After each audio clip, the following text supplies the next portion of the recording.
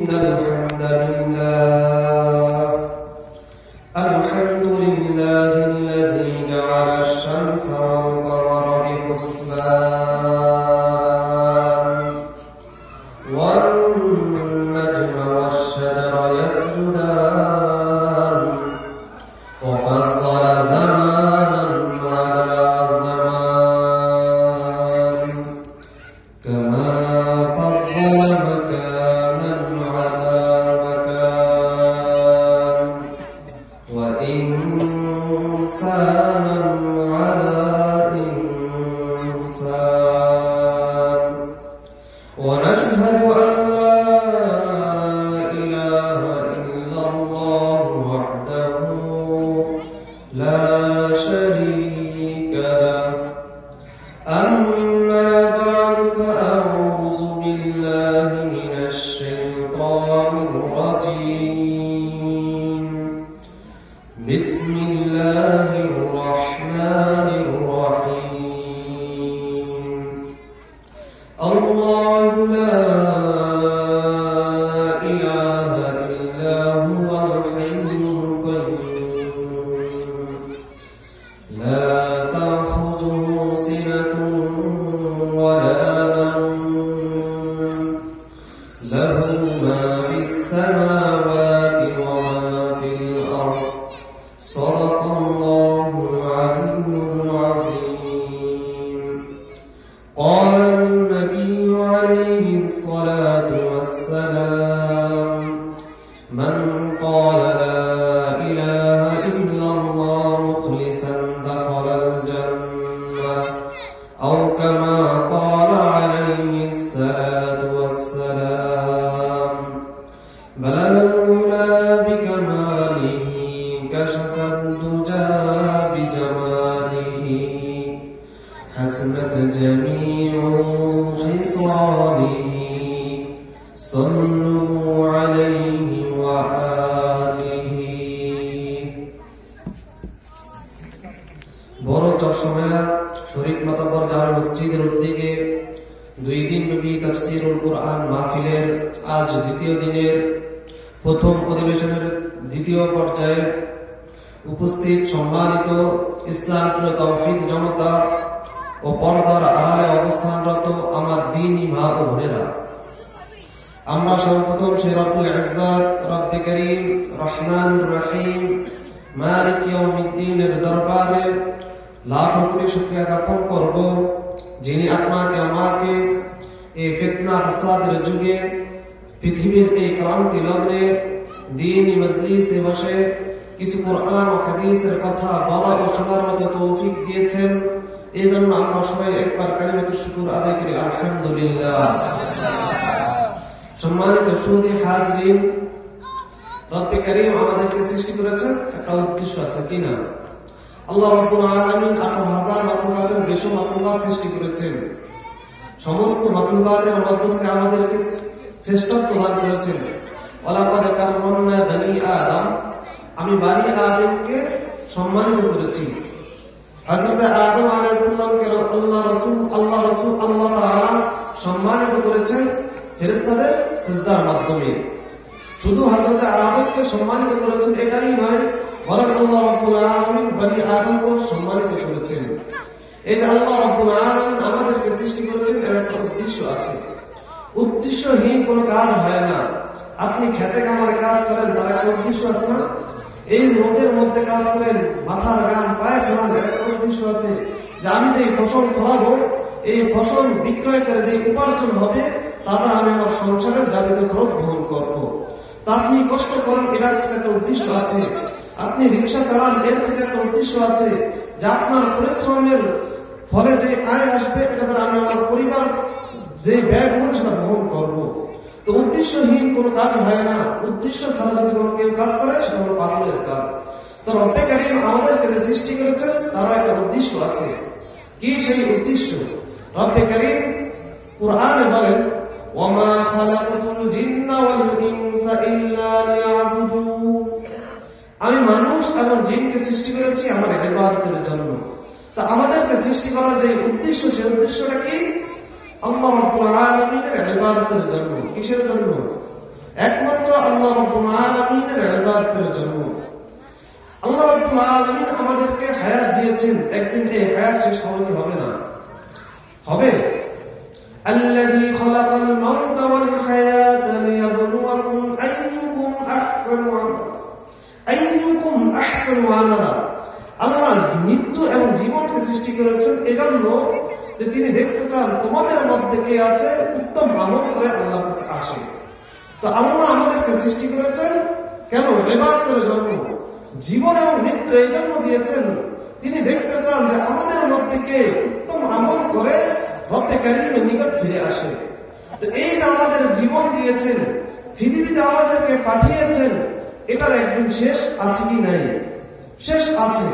প্রতিটা বস্তুর একটা না একটা শেষ আছে, শেষ আছে। সবকিছুরই একটা শেষ আছে।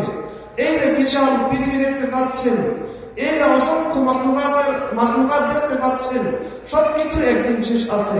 কুল্লু মান আলাইহা ফান, কুল্লু মান আলাইহা ফান। প্রতিটা বস্তু একদিন ধ্বংসশীল, প্রতিটা বস্তুই একদিন ধ্বংস হবে। ওয়ায়াবকা ওয়াজহু রাব্বিকা যুল জালাল ওয়াল ইকরাম। একমাত্র রব্বে কারীম ছাড়া আর কোনো কিছুই থাকবে না। পৃথিবীর সবকিছুরই ধ্বংস আছে, সবকিছুরই শেষ আছে। এই যে রব্বে কারীম আমাদের হায়াত দিয়েছেন, এই হায়াতের একটা কি আছে? শেষ আছে। কুল্লু নাফসিন যায়িকাতুল মাউত। প্রতিটা বস্তুকে একদিন মৃত্যুর স্বাদ গ্রহণ করতেই হবে, প্রতিটা বস্তুকে। আল্লাহ রাব্বুল আলামিনের সৃষ্টি যত বস্তু আছে সমস্ত বস্তুকে একদিন মৃত্যুর স্বাদ গ্রহণ করতেই হবে। এই আল্লাহ আমাদেরকে হায়াত দিয়েছেন, কারো জন্য 60 বছর হায়াত বরাদ্দ করেছেন, কারো জন্য 70 বছর হায়াত বরাদ্দ করেছেন, কারো জন্য 80 বছর হায়াত বরাদ্দ করেছেন, কারো জন্য 100 বছর হায়াত বরাদ্দ করেছেন।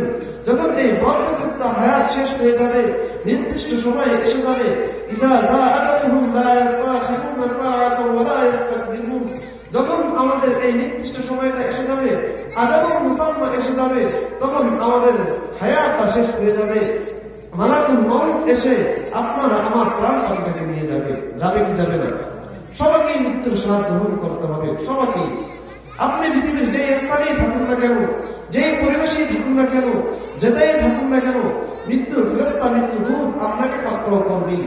আইনামা তাকুনু ইউদরিকুকুমুল মাউত ওয়ালাউ কুনতুম ফী বুরুজিন মুশাইয়াদা।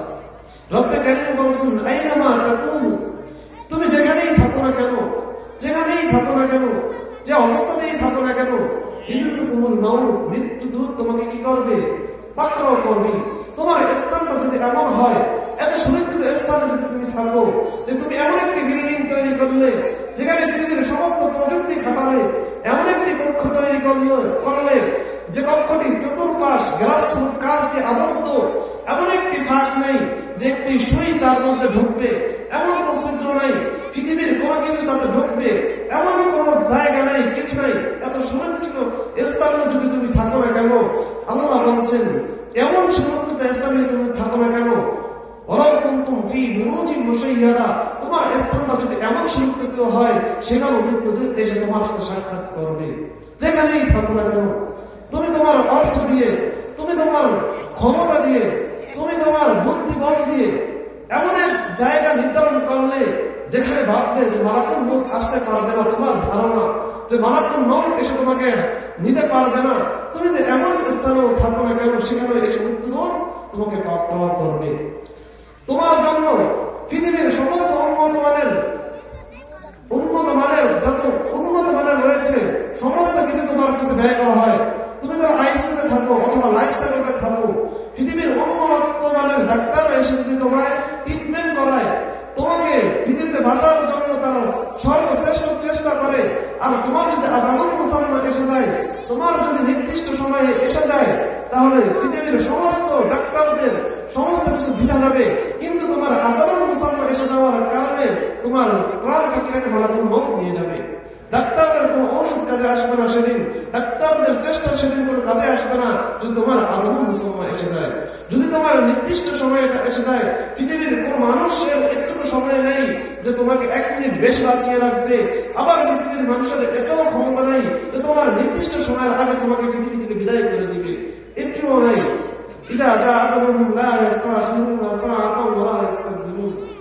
যখন নির্দিষ্ট সময় আসবে 1 মিনিট তাড়াতাড়ি করা হবে না, 1 মুহূর্ত বিলম্বিত করা হবে না, আবার এক মুহূর্তে বিলম্ব করাও হবে না, বরং নির্দিষ্ট সময়টা যখন আসবে, যেই অবস্থাতে আসবে, সেই অবস্থাতে তুমি যেমনই থাকো না কেন, যেই অবস্থা নিয়ে থাকো না কেন, মালাকুল মউত তোমার প্রাণ টুপিটাকে নিয়ে যাবে। কথা ঠিক কি ঠিক না?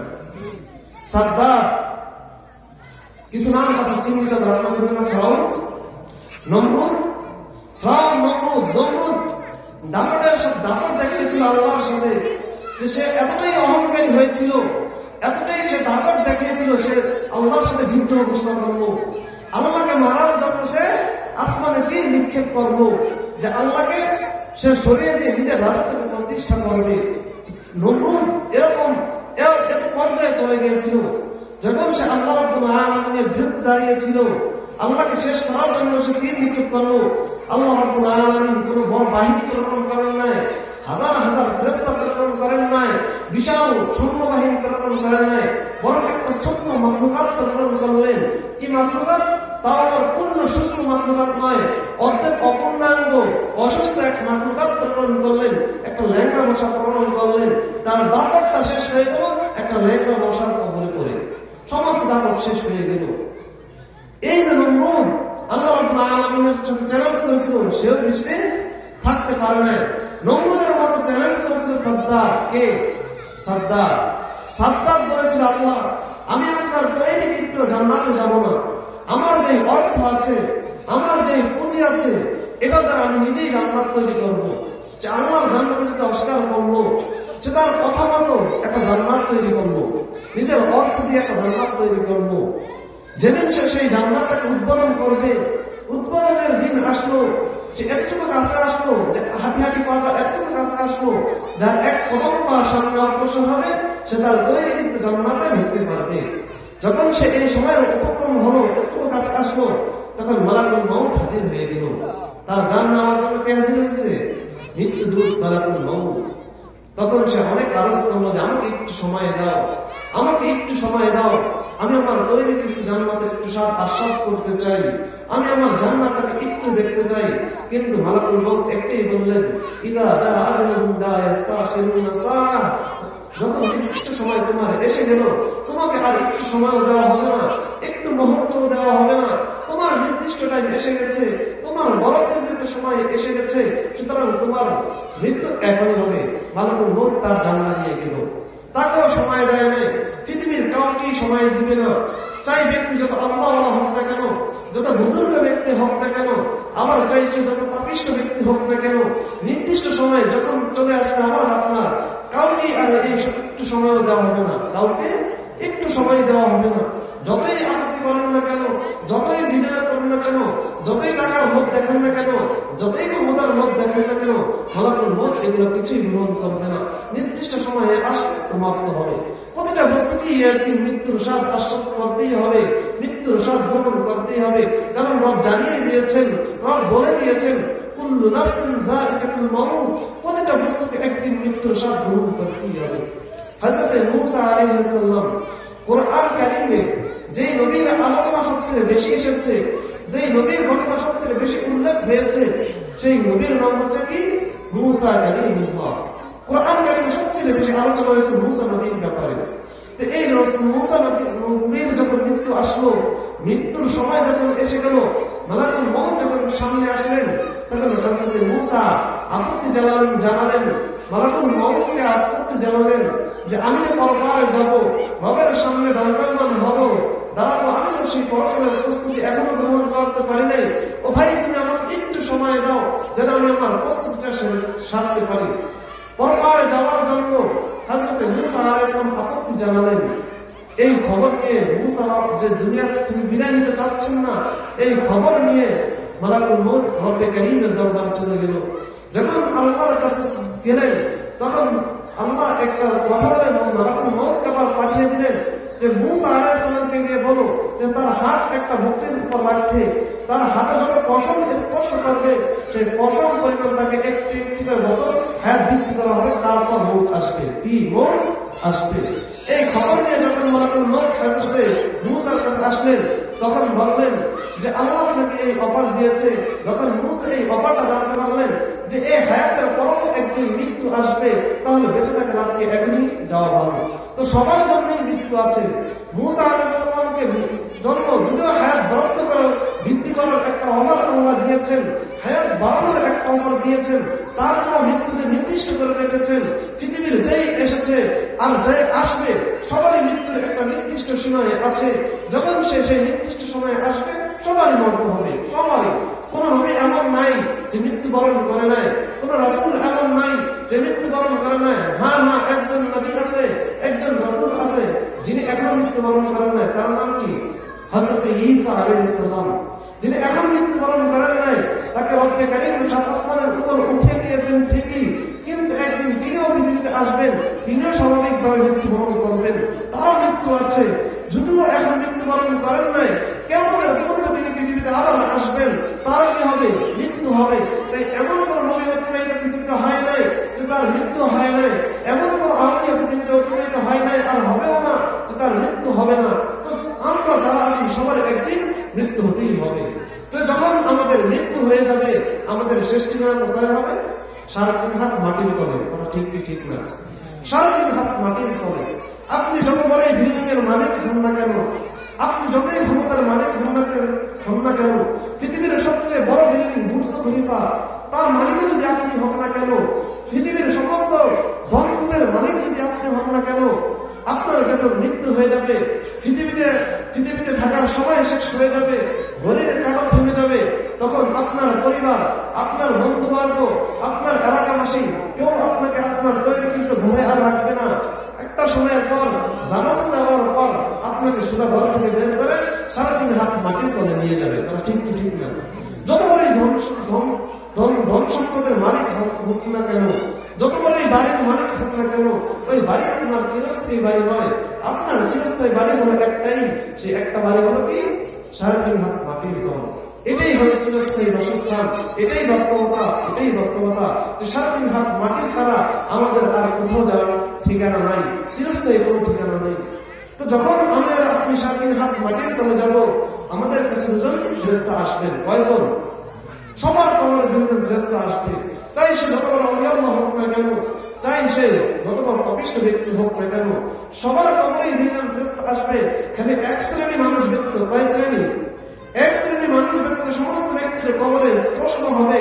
যে শ্রেণীর কবরে প্রশ্ন হবে না তারা হলো সত্যিকার, তারা আল্লাহর দ্বীনের জন্য, আল্লাহর কালিমাকে সমুন্নত করার জন্য, আল্লাহর দ্বীনের ঝান্ডাকে মহোন্নত করার জন্য, আল্লাহর দ্বীনকে এই পৃথিবীতে প্রতিষ্ঠা করার জন্য যারা নিজের জানকে কোরবান করে দিয়েছেন, নিজের বীর বাচ্চাকে বিধবা করেছেন, নিজের ছেলে সন্তানদেরকে এতিম করেছেন, একমাত্র তারাই ব্যতীত সমস্ত ব্যক্তির কবরে সুয়াল জবাব হবে।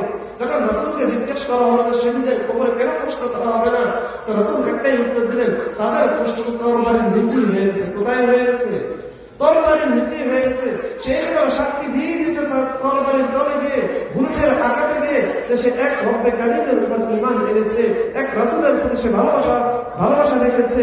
সে নিজের গায়ে বুলেট বিদ্ধ করে নিজের গর্দানে তরবারি রেখে সে একটা প্রমাণ দিয়ে দিয়েছে। এই জন্য তার দ্বিতীয়বার পরীক্ষার জন্য আর দ্বিতীয়বার প্রশ্ন করা হবে না।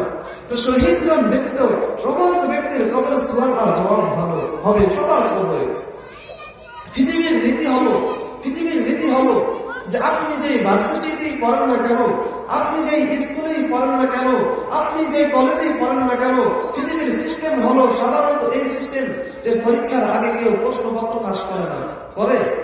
এমন কোন স্কুল আছে যে পরীক্ষার আগে প্রশ্নপত্র পাস করে? এমন কোন বিদ্যালয় আছে বা এমন কোন মাদ্রাসায় আছে যে পরীক্ষা নেওয়ার আগে প্রশ্নপত্র দিয়ে দেয় ছাত্রদের হাতে? পৃথিবীর সিস্টেম এটা নাই। পৃথিবীর সিস্টেম আছে যখন ছাত্র পরীক্ষার হলে ঢুকবে তখন তাকে প্রশ্নপত্র দেওয়া হবে উত্তর দেওয়ার জন্য। কিন্তু রব্বে কারীম আপনার আমার প্রশ্ন নেওয়ার আগেই, পরীক্ষা নেওয়ার আগেই প্রশ্নপত্র ফাঁস করে দিয়েছেন। কেন ফাঁস করে দিয়েছেন? এই জন্য ফাঁস করেছেন যেন আমি আপনি পরীক্ষা দেওয়ার আগেই প্রস্তুতি গ্রহণ করে যেতে পারি এবং সেই পরীক্ষায় উত্তীর্ণ হতে পারি।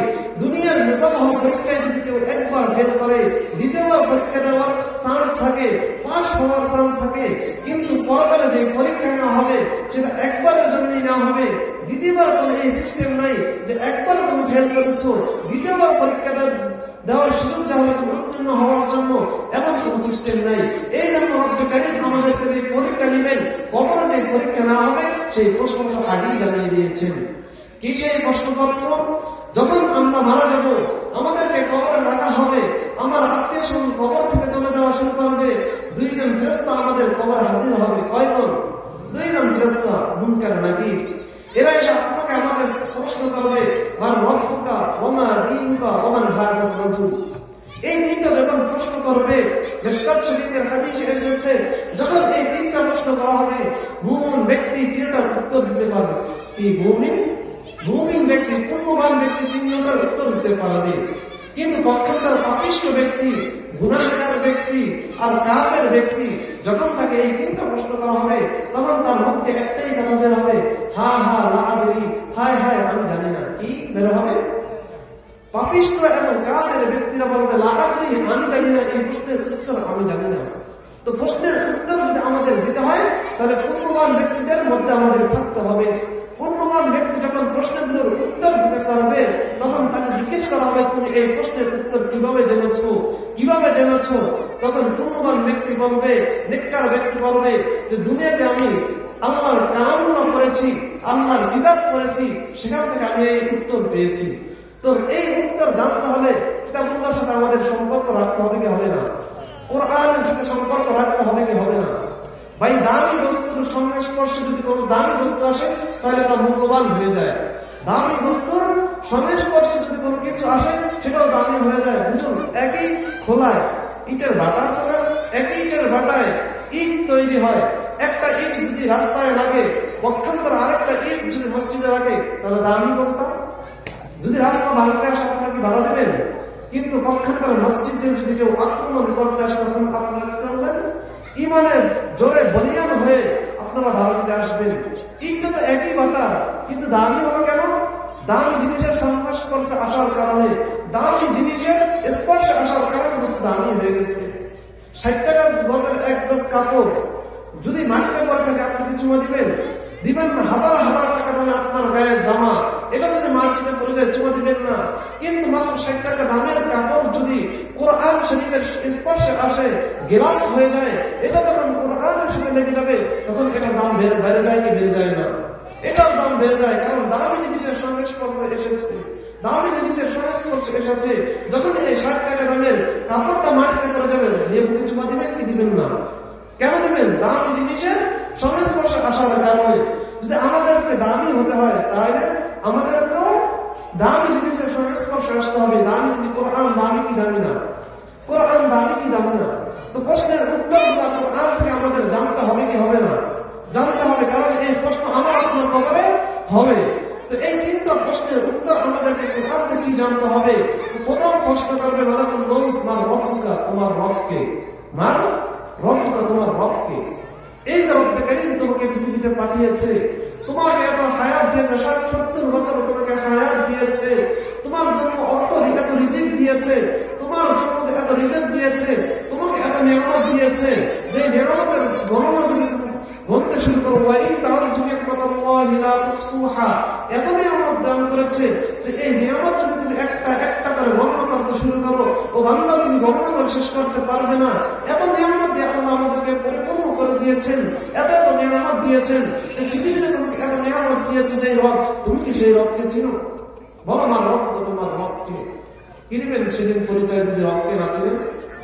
রবকে এই প্রশ্নের পরিচয় দিতে হলে আপনাকে আমাকে রবকে চিনতে হবে। যে যারা চিনে সে তারা মানে, কথা ঠিক না? যে যারা চিনে সে তারা মানে। তবে সাল দেই, উদাহরণস্বরূপ ধরেন এক বুড়া বেলা আর এক নাতি গেছে এয়ারপোর্টে, যে বাবা, যে নাতি ছোট, সেই ছেলে বাবা আসবে বিদেশ থেকে। কোথা থেকে? বিদেশ থেকে আসবে। বাবার ছেলেটা ছোট থাকতে যে বাবার বিদেশ গেছে, বড় হওয়া পর্যন্ত বাবার দেশে ফিরে নেয়। তো বাপ দেখতে কেমন এটা ছেলে জানে না, বাপের চেহারা দেখতে কেমন ছেলে জানে না। তো নাতি আর দাদাই গেছে বাপকে আগে আনতে, এয়ারপোর্ট থেকে রিসিভ করে আনতে। রিসিপশনে দাদা আর নাতি বসে আছে। ঘটনাক্রমে ছেলে একটু ঘুরার জন্য একটু দূরে গেল, বাবার থেকে একটু আড়াল হলো। এমন অবস্থায় এক ব্যক্তি লাগেজ নিয়ে আসলো, যে বিমানবন্দর থেকে বের হয়ে আসলো। এসে ওই ছেলেটাকে বললো যে আমার তো কেউ নাই, এমন এই যে 3টা লাগেজ দেখতে পাচ্ছ, এটাকে আমি যে গাড়িতে ধর্ম এমন সাহায্যকে আমার কেউ নেই, বালক তুমি আমাকে একটু সাহায্য করো যেন আমি এই লাগেজটাকে গাড়িতে দিয়ে উঠাতে পারি, আমাকে একটু সাহায্য করো, তা আমাকে একটু সাহায্য করো, আমি তোমাকে এই বিনিময়ে কিছু দান করবো, তোমাকে কিছু দিব। যখন এই কথাটা বললো ওই ব্যক্তি, আগত ব্যক্তি বিমানবন্দর দিয়ে যখন আসলো, এসে ছেলেটাকে এই কথা বললো, ছেলেটাকে আমাকে কি কুলি মনে হয় নাকি, ওই নামটি কুলি নিয়ে আপনার মার কর্ম আমি ধমক দেওয়া শুরু করবো ওই ব্যক্তিরে। যখন তাদের মধ্যে কথা কথা চলে, দূর থেকে দাঁড়িয়ে দেখে দুজনের মধ্যে কথা কথা চলতে আছে, দাঁড়ায় দৌড় আসলো, আয়সা পরিচয় দিল যে তুমি তাকে ধমকাচ্ছ, সে হচ্ছে তোমার বাবা। পরিচয় পাইছে কি পায় নাই? প্রথমে যখন অপরিচিত ছিল তখন লাগেজ নেওয়ার সময় সে গিয়েছিল, সে নেওয়ার জন্য হাসিত উত্তর দেয় নাই, বরং কি দিছে, বরং তার সাথে ধমকাইছিল। কেন? পরিচয় না থাকার কারণে, না চিনার কারণে। এখন যখন পরিচয় দিয়েছে যে এটা তোমার বাবা, তখন লাগেজ নিবে কি নিবে না? একটার জায়গায় তিনটা নিবে। তো এখন খেদমত করার জন্য রাজি হয়েছে, কেন? পরিচয় পাওয়ার কারণে। তো রবকে যদি চিনতে হয়, রবকে যদি আমরা চিনি তাই তো রবকে মানবো। তো যে তারে চিনে সে তারে মানে। তো মানবো তোমার রবকে, চলুন কোরআন থেকে তোমার রবকে এই প্রশ্নের উত্তরটা জেনে আসি। কে তোমার রব? কি তার পরিচয়? কি তার গুণ? তো রব্বে কারীম কোরআনে যে আয়াত নাযিল করেছেন, সাহাবার 600 অধিক আয়াত আল্লাহ নাযিল করেছেন। এই বিশাল আয়াত আল্লাহ কোরআনে কারীম নাযিল করেছেন। অধিকাংশ আয়াত আল্লাহ এই মর্মে নাযিল করেছেন, সেই মর্মটা হলো রবের পরিচয় সম্পর্কে। রবের পরিচয় সম্পর্কে অধিকাংশ আয়াত আল্লাহ নাযিল করেছেন। তো কোরআন কারীমে যে আল্লাহ রাব্বুল আলামিন নিজের পরিচয় দান করেছিলেন, আমি খুতবাতে সেই আয়াতটা পড়েছি। আয়াতটার নাম হলো কি? আয়াতুল কুরসি। কি আয়াতটার নাম কি? আয়াতুল কুরসি। আয়াতুল কুরসি তাফসীরে যাওয়ার আগে একটা ফায়দা বলি। এই আয়াতটার কত মর্যাদা, একটা ফাওয়ায়েদ বলি। এই আয়াতের মর্যাদা বা ফাওয়ায়েদ, যে কোনো ব্যক্তি যদি প্রতি নামাজের পরে 5 ওয়াক্ত নামাজের পর আয়াতুল কুরসি নিয়মিত পড়ে, তাহলে তার কি হবে?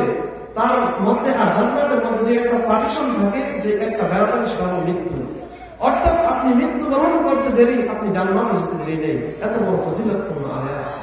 এই আয়াতে রব্বে কারীম নিজের পরিচয় বর্ণনা করেন যে আল্লাহু লা ইলাহা ইল্লা হুয়াল হাইয়ুল কাইয়্যুম। আমি এমন আল্লাহ যে আমি ব্যতীত কোনো ইলাহ নেই। কি নেই? আমি ব্যতীত কোনো ইলাহ নেই। ও বান্দা, আমি ব্যতীত যদি কোনো ইলাহ থেকে থাকতো পৃথিবীতে, তাহলে কি হতো জানো? জেনে রাখো, আমি ব্যতীত যদি আরো একাধিক ইলাহ থেকে থাকতো পৃথিবীতে, এই পৃথিবীর স্রষ্টাকে যদি থেকেই থাকতো, তাহলে কি হতো জানো? লাউ কানা ফীহিমা আলিহাতুন ইল্লাল্লাহ লাফাসাদাতা। যদি আমি ব্যতীত আরো একাধিক ইলাহ পৃথিবীতে থাকতো, তাহলে এই পৃথিবী ধ্বংস হয়ে যেত, এই পৃথিবী সুন্দরভাবে পরিচালিত হতে পারতো না। একটা উদাহরণ নেই, তাহলে ভালো করে বুঝতেন। এই আপনাদের এলাকায় নির্বাচন হয় না চেয়ারম্যানের জন্য, ধরেন চেয়ারম্যান পদপ্রার্থীর জন্য 2-3 জন একসাথে দাঁড়াইছে। একটা চেয়ার পাওয়ার জন্য যদি 2-3 জন একসাথে দাঁড়ায়, তাহলে নিজেদের মধ্যে মারামারি হয় কি হয় না? ক্ষমতায় যাওয়ার জন্য এই যে একটা ইউনিয়ন পরিচালনা করবে, এটা যেন মারামারি বাজে কি বাজে না? তো আল্লাহ সেটাই বলছেন। এই যে পৃথিবী পরিচালিত হচ্ছে, সূর্য সূর্যের গতিতে চলছে, চন্দ্র চন্দ্রের গতিতে চলছে, বাতাস বাতাসের গতিতে চলছে, মেঘ মেঘের গতিতে চলছে। একাধিক ইলাহ যদি থাকতো, তাহলে এটা সম্ভব হতো না। কারণ এক ইলাহ বলতো আজকে সূর্য পূর্ব থেকে উঠবে না পশ্চিম থেকে উঠবে, আরেক ইলাহ বলতো না না আজকে পশ্চিম থেকে না উত্তর থেকে উঠবে, আরেক ইলাহ বলতো না উত্তর পশ্চিম কোনোটাই হবে না, সূর্য কোথা থেকে উঠবে? দক্ষিণ থেকে উঠবে। তো নিজেদের মধ্যে মারামারি বাস্তবে বাঁচত না, নিজের মধ্যে মারামারি বাঁচত। যে পৃথিবীর মানুষ তোমরা যে বলো একাধিক ইলাহকে বিশ্বাস করো, তোমরা একাধিক মূর্তির ইবাদত করো, দেখো একাধিক ইলাহ যদি থেকেই থাকতো এই পৃথিবীতে, তাহলে এই পৃথিবীর মতো সুন্দরভাবে পরিচালিত হতে পারতো না। বরং এই পৃথিবী ধ্বংস হয়ে যেত, ধ্বংস হয়ে যেত, সবকিছু ফানা ফানা হয়ে যেত।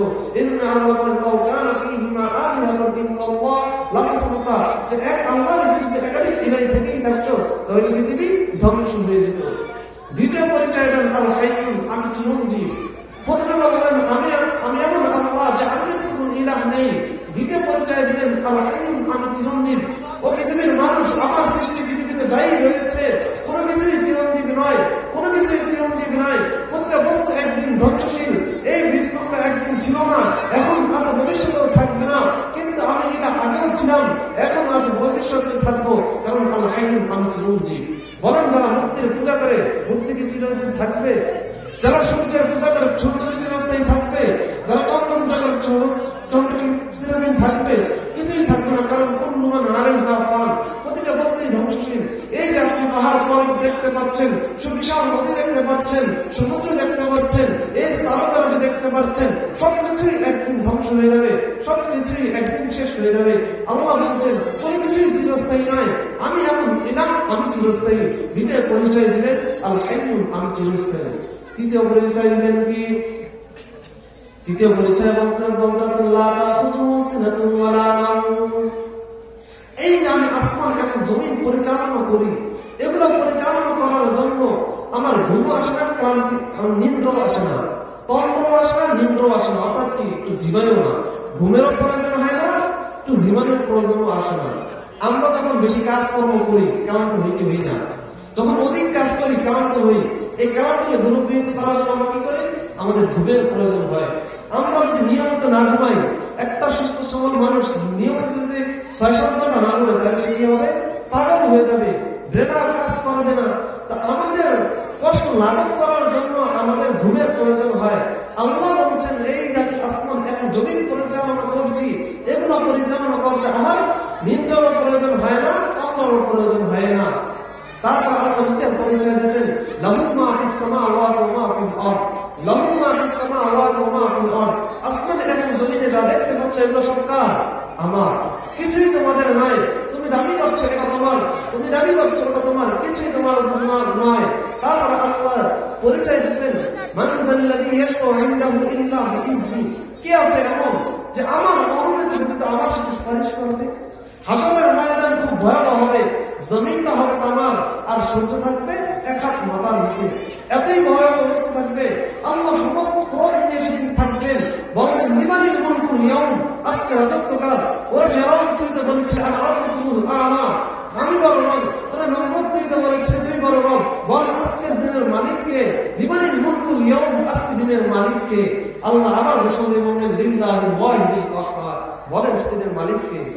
আল্লাহ সেদিনের মালিক। আল্লাহ যখন পূর্ণ গোসায় থাকবেন, অবস্থা যখন মাতাল থাকবে, জমিন যখন উত্তপ্ত থাকবে, তখন পৃথিবীর মানুষ একটাই কথা বলবে ইয়ানাফসি ইয়ানাফসি, নিজে বাঁচি নিজে বাঁচি। সমস্ত নবী এটাই ভাববেন, ইয়ানাফসি নফসি করবেন।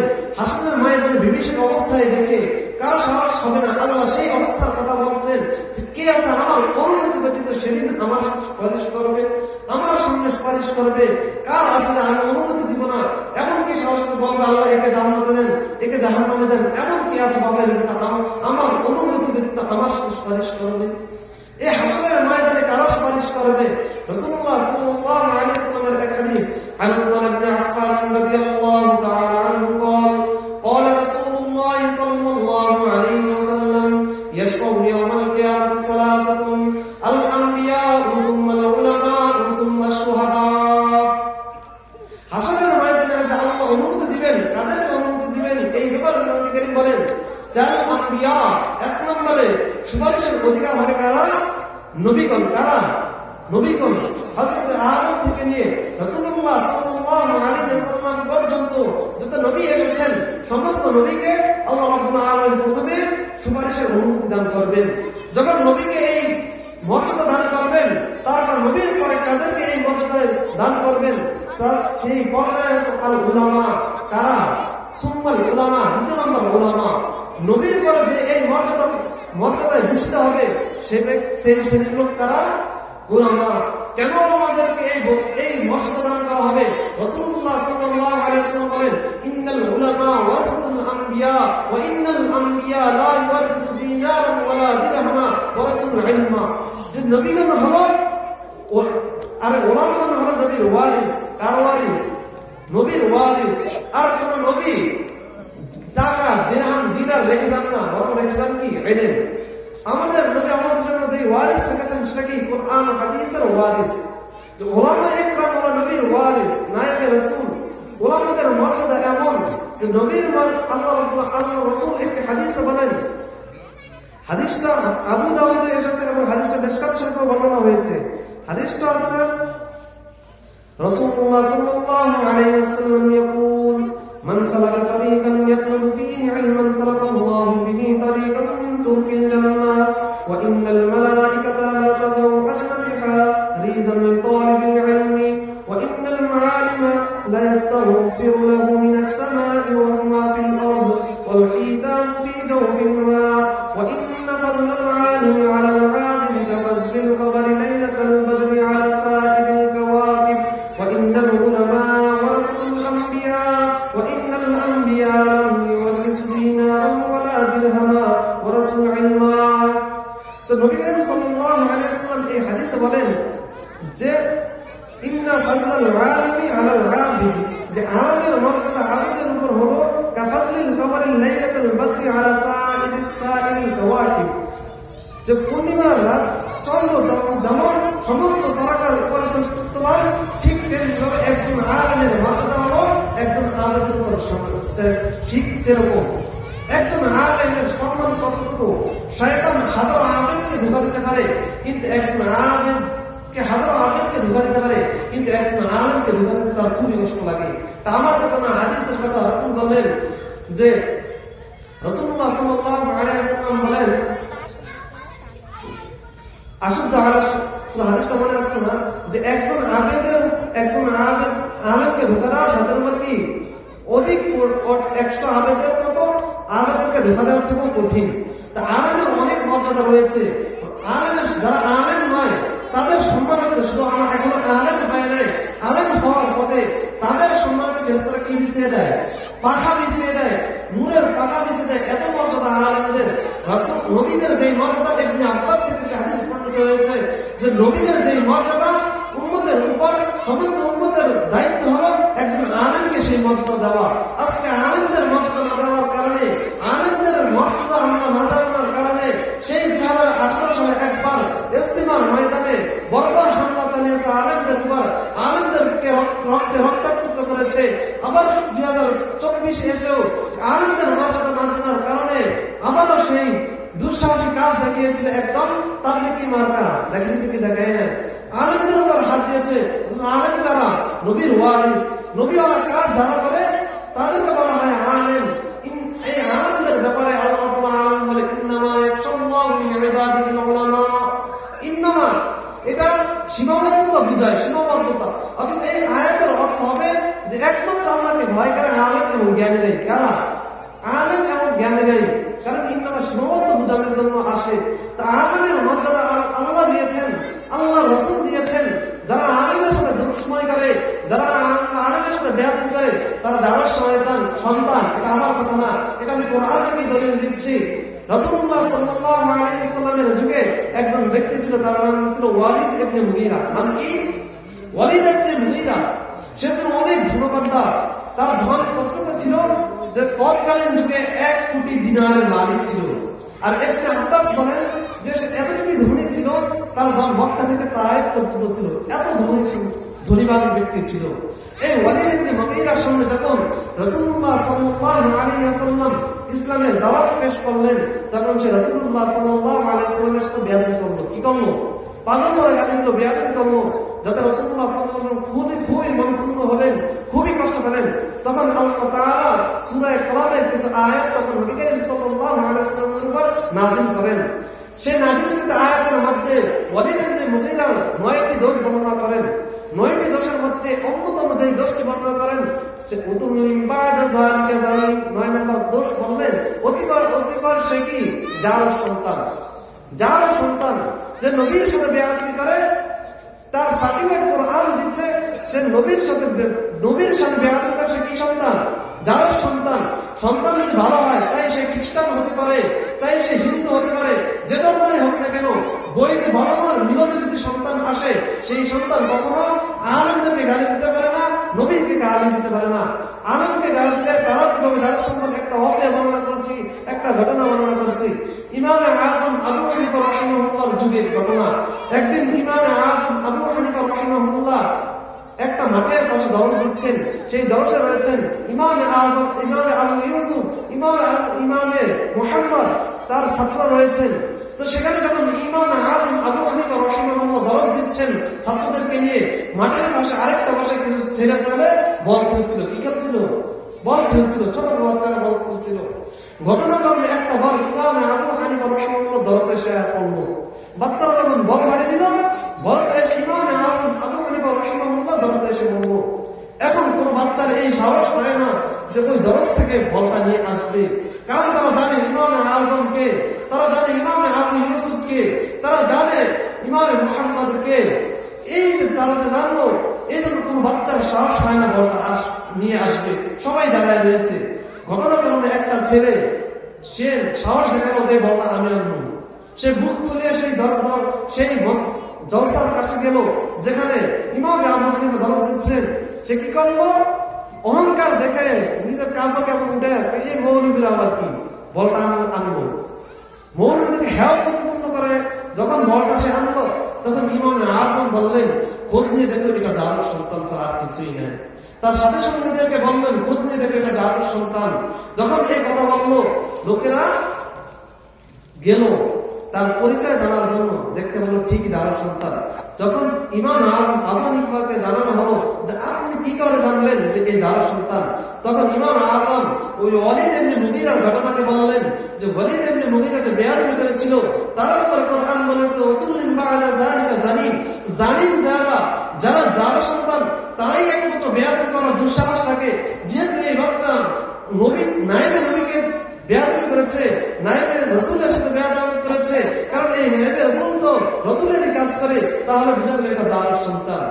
ওয়ালিদ ইবনে মুগীরা যখন এই ঘটনাটা শুনলো যে কুরআন তার ব্যাপারে জাহাজের ট্যাগ লাগিয়ে দিয়েছে, তখন ওয়ালিদ ইবনে মুগীরা একটা তরবারি নিয়ে তার মায়ের কাছে চলে গেল, গিয়ে বলল যে কুরআন আমার ব্যাপারে, নবী মুহাম্মদ আমার ব্যাপারে যে 9টি দোষ বর্ণনা করেছে তার 8টি ব্যাপারে আমি অবগত, কিন্তু যে লাস্টে যে ঘটনাটা আমাকে বলবো, যে দোষটা আমাকে বলবো, এটা তুমি আমাকে সত্যি বলবো, নাহলে তোমার গর্দান খুলে দিবা, বলো আমি যার সন্তান কি সন্তান না।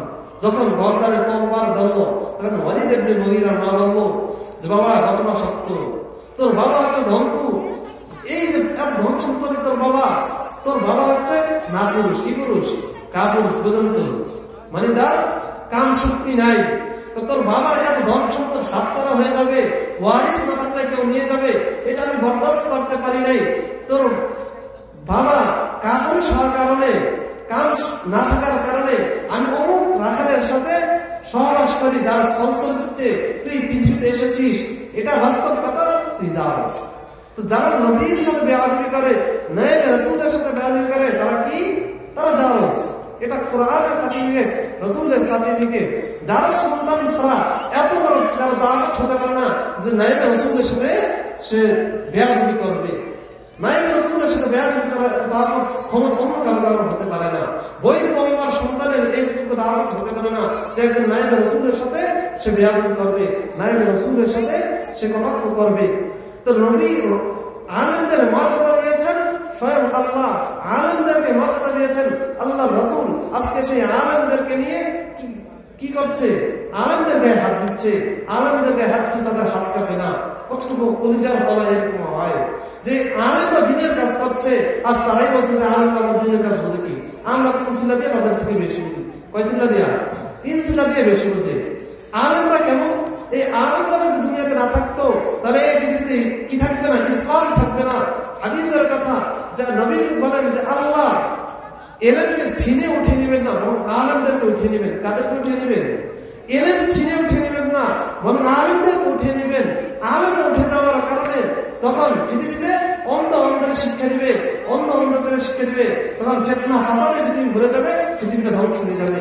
আলেম না থাকার কারণে পৃথিবীকে ধ্বংস হবে। আল্লাহ আলেমদেরকে উঠিয়ে নেবেন। আলেম কতটুকু গুরুত্ব, ছোট্ট একটা মেসাল দিয়ে শেষ করে দিব, যেহেতু আজানের সময় হয়েছে। জঙ্গলায় বাঘের বাচ্চা বা কিসের বাচ্চা, বাঘের বাচ্চা মন খোলা খেলতে পারে, অন্য কোনো জানোয়ারের ভয় থাকে না। কেন থাকে না? কারণ পিছিয়ে কে আছে? বাঘ আছে, মা বাঘ আছে। ছোট বাচ্চা তার মন মতো খেলাধুলা করতে পারে, কারণ তার একটা সাপোর্ট আছে, পিছিয়ে কে আছে? বাঘ আছে, মা বাঘ আছে। তো উম্মত ঠিক তেমনি ভাবে দ্বীনের কথা বলতে পারে। খ্রিস্টান ইহুদিরা দ্বীনের কথাকে বিকৃত করতে পারছে না, এই জন্য কারণ কিছু কে আছে? ঠেকদার মতো আলেম আছে। যেদিন পৃথিবীতে আলেম থাকবে না, ইহুদি খ্রিস্টানরা বানিয়ে বানিয়ে তারা যখন তাদের কিতাব তাওরাতকে পরিবর্তন করেছে, তারা তাদের কিতাব জাবুরকে পরিবর্তন করেছে, তারাও ঠিক তেমনি ভাবে কোরআনকে পরিবর্তন করার জন্য লেগে যাবে, কিন্তু তারা এটা পারছে না কেন? পিস আলম নামক বাদ থাকার কারণে, আলেম থাকার কারণে। আল্লাহ রাব্বুল আলামিন আমাদেরকে আলেমদের মর্যাদা বুঝে তাদের সম্মান হানি করা থেকে বিরত থাকুক এবং আলেমের মর্যাদা দেওয়ার তৌফিক দান করুন। আমিন। ওয়া আখিরু দাওয়ানা আলহামদুলিল্লাহি রাব্বিল আলামিন।